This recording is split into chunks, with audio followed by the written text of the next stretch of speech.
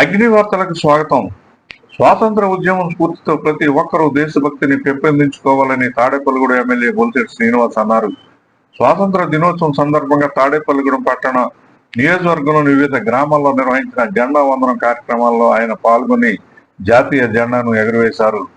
ఈ సందర్భంగా ఆయన మాట్లాడుతూ, దేశానికి స్వాతంత్రం తీసుకురావడానికి వేలాది మంది ప్రాణత్యాగాలు చేశారని, వారి త్యాగాలను ప్రతి ఒక్కరూ స్మరించుకోవాలని అన్నారు.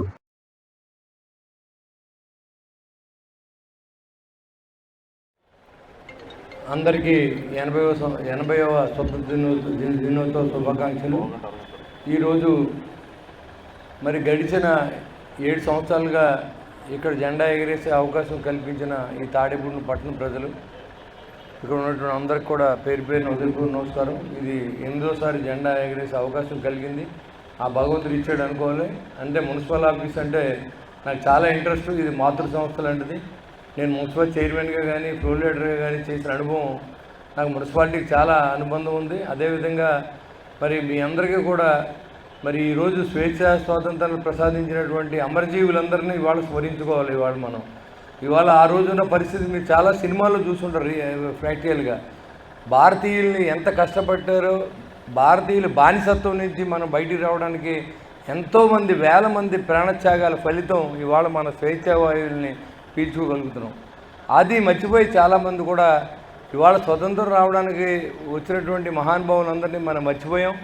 ఈరోజు మనకు మన స్వతంత్రం తీసుకుని మన ఇష్టానుసారం మాట్లాడే విషయంలో కానీ, మన ఇష్టానుసారం వ్యవహరించే తీరు కానీ, మరి ఆ రోజు చేసిన ప్రాణత్యాగాల ఫలితంగా మనకి ఇచ్చినవి ఇవాళ మన సద్వినియోగం చేసుకుంటే భారతదేశం 2047 కల్లా మరి స్వర్ణయుగంలో ఉంటుందనే విషయాన్ని మీ అందరికీ తెలియజేదలుచుకున్నా.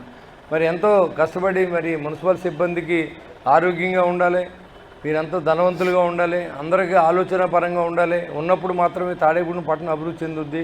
మనకి కమిషనర్ కానీ అధికారులు కానీ మంచి అధికారులు ఉన్నారు. మీరందరూ కూడా కష్టపడి పనిచేస్తూ ఉన్నారు. దాంట్లో ఎలాంటి అనుమానం లేదు.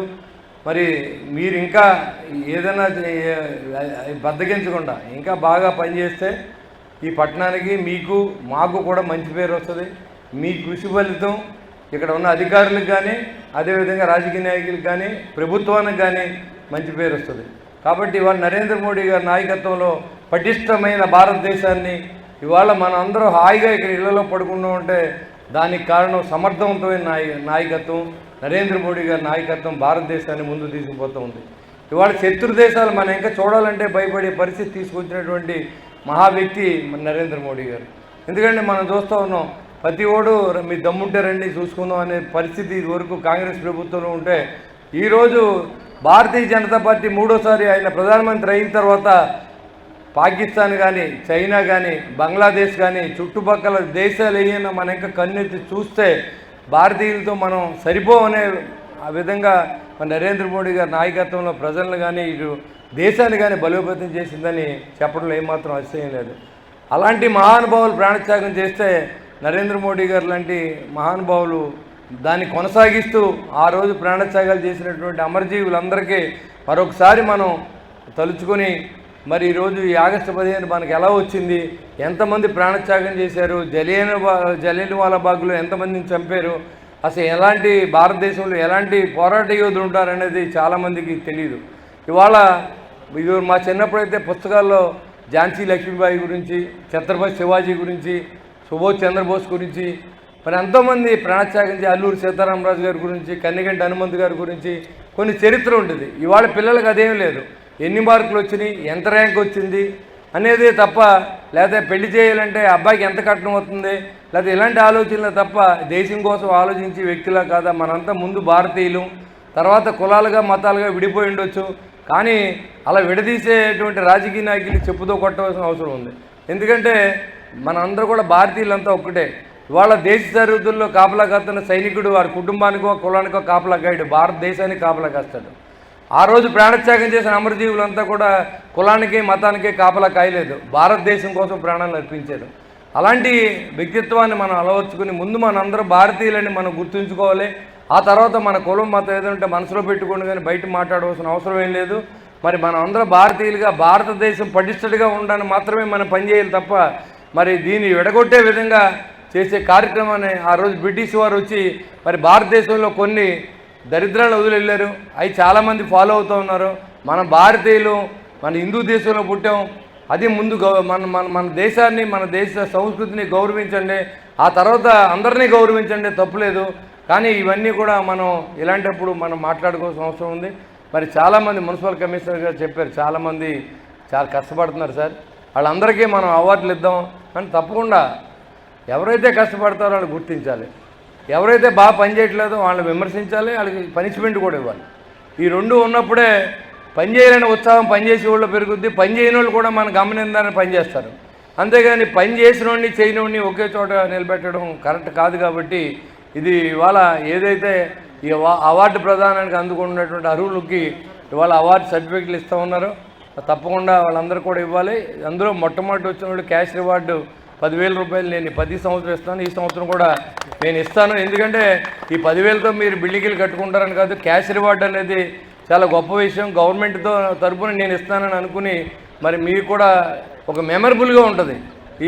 ఈ డబ్బులు మా గవర్నమెంట్ నుంచి ఎమ్మెల్యే గారి ద్వారా మాకు వచ్చింది, పలానప్పుడు క్యాష్ రివార్డు వచ్చింది అని చెప్పే విధంగా జస్ట్ ఎంకరేజ్మెంట్ కోసం మీరు చేసే పనిని మనం గమనిస్తూ ఉన్నాం. సుమా మీరు ఇంకా బాగా పనిచేయండి, చేసిన వారికి నెక్స్ట్ మరి మళ్ళా మనం మొదటి ర్యాంకులోకి రావాలనే ఆలోచన మీలో కలిగించడానికి మాత్రమే అని చెప్పి నేను తెలియజేసుకుంటూ మరొకసారి మీ అందరికీ స్వతంత్ర దినోత్సవ శుభాకాంక్షలు తెలియజేసుకుంటూ భారత్ మాతాకి, భారత్ మాతాకి, భారత్ మాతాకి.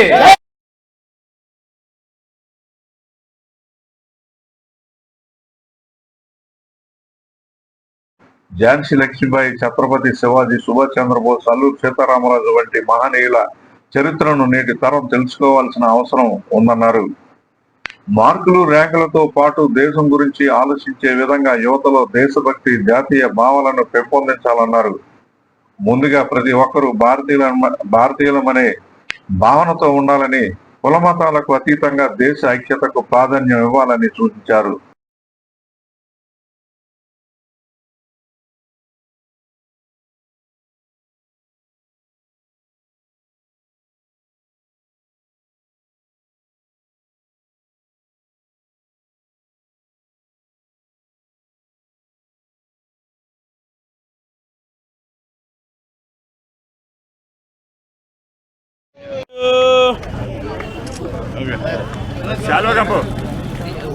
अरे मणि माता की भारत माता की भारत माता की भारत माता की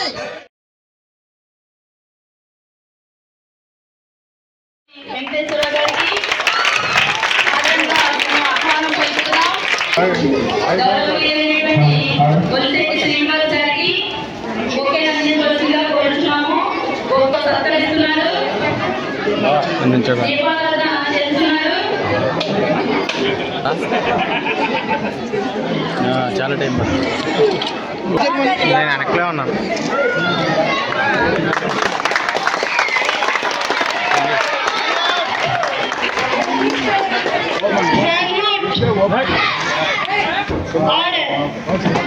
भारत माता की भारत माता की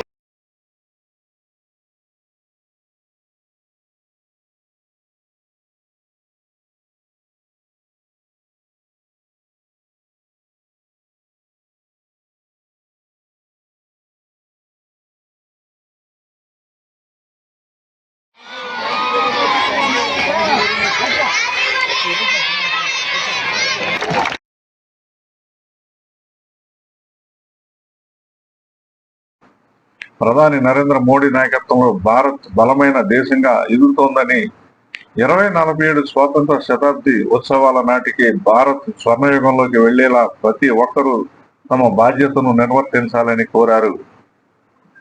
తాడేపల్లిగూడెం పట్టణ అభివృద్ధిలో మున్సిపల్ అధికారులు, సిబ్బంది కీలక పాత్ర పోషిస్తున్నారని ఎమ్మెల్యే పేర్కొన్నారు. బాగా పనిచేసే సిబ్బందిని గుర్తించి అవార్డులతో సత్కరించాలని, విధుల్లో నిర్లక్ష్యం వహించే వారిపై చర్యలు తీసుకోవాలని అన్నారు.